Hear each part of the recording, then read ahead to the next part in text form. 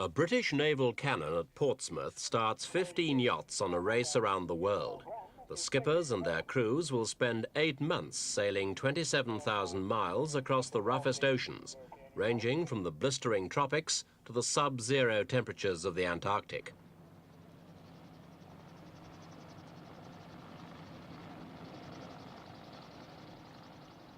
Huge crowds of spectators, as well as an armada of smaller vessels, braved rain and fog to wish the ocean-going sailors bon voyage on the first leg of the round-the-world yacht race.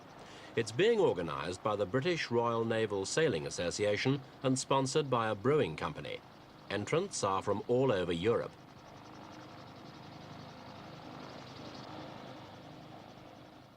The first leg is a 6,500-mile voyage to Cape Town.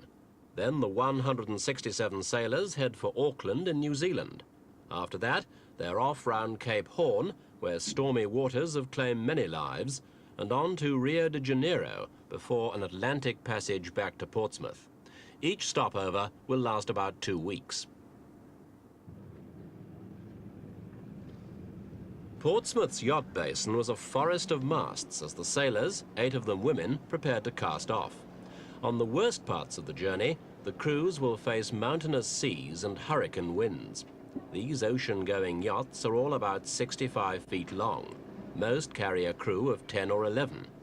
Conditions ahead would swamp this dinghy in seconds. There'd even be a serious threat to the minesweeper behind. So every line, spar and cleat was double-checked. This is the second round-the-world race, and special safety harnesses have been fitted to every vessel taking part. 3 people were killed when the race was first held 4 years ago.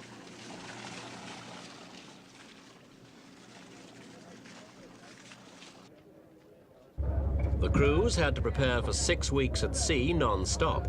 Offshore yachtsmen on shorter races traditionally live out of tins, but on a long race, proper nutrition is vital to keep them fit and alert, so plenty of fresh fruit and vegetables went aboard. Most of the yachts have a full-time cook. One crew should have no trouble keeping their spirits up. They've taken along 40 cases of port.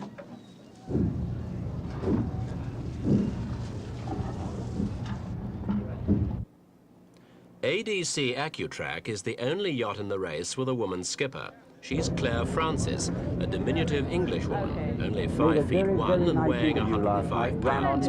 But she's no stranger to long-distance sailing.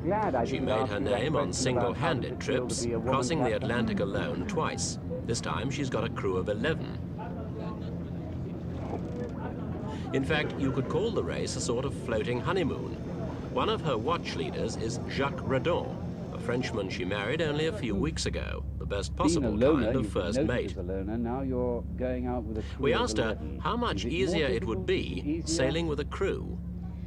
Well, I would say it's a lot easier because I don't have to cook. I only have to do the washing up once a week. And no, generally the responsibility is shared a great deal, and that's a marvellous lift off one's shoulders. Obviously, you have to think about other people a lot more because you mustn't think of yourself all the time.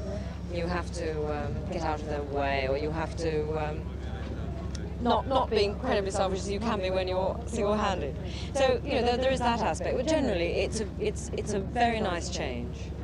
What are the sort of dangers, the things that you're unable to plan for, prepare for? I think the thing that most skippers dread is losing someone over the side. This is something that normally isn't as great a problem. Usually you can go back and collect a person. But in the Southern Ocean it's almost impossible to retrieve somebody because the water is freezing cold and therefore they can't survive for more than 10 minutes at the most. So this is the greatest problem of just somebody being lost over the side. Also, we might hit iceberg, whales, whatever, and you're really on your own because there are no ships down there, or very, very few. So if it's a question of taking to the life rafts, you might be staying in those life rafts for 3 months. This yacht, Debenhams, is commanded by John Ridgeway, who rode the Atlantic with Shea Blythe in 1966. Ridgeway's French wife, Marie-Christine, is the only woman aboard. The largest entrant is Heath's Condor, which cost nearly $500,000 to build. It's got 2 captains, both of them seasoned veterans. Bearded Robin Knox-Johnston, winner of the 1969 single-handed round-the-world race, will be in charge for the 2nd and 4th legs, Leslie Williams for the other 2. What makes them seek this sort of challenge? Leslie Williams.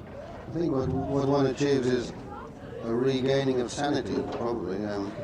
That's going to take some explaining. Well, life is a bit confusing at the moment, isn't it?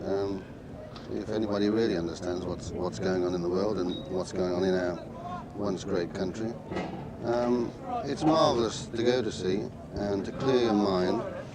You haven't got the everyday pressures, you haven't got forms to fill in, you haven't got any parking meter wardens and any of those sort of people. You can actually think about what is important, and you get a very clear mind after a while, and when you come back you can face the world again. Robin, would you agree with that? I think there's an awful lot in what Les says. You do come back so mentally refreshed. I think there's another aspect.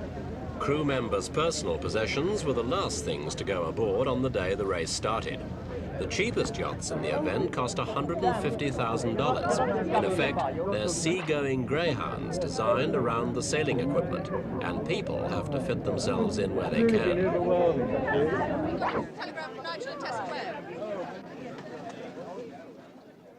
With good luck telegrams read and farewells made, one by one the yachts cast off, using their engines to leave harbour for the starting line. It's the only time they're allowed to run them.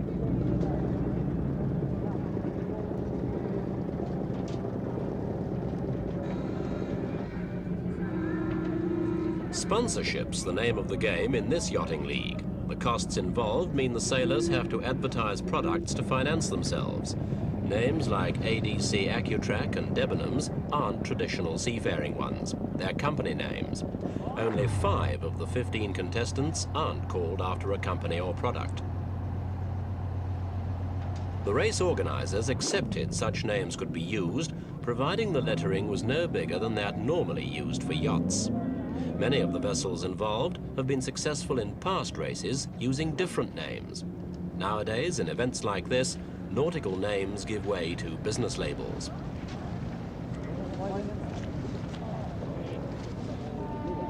But what lies ahead for these sailors is no commercial gimmick. It's 8 months of physical and mental challenge, with danger and romance thrown in.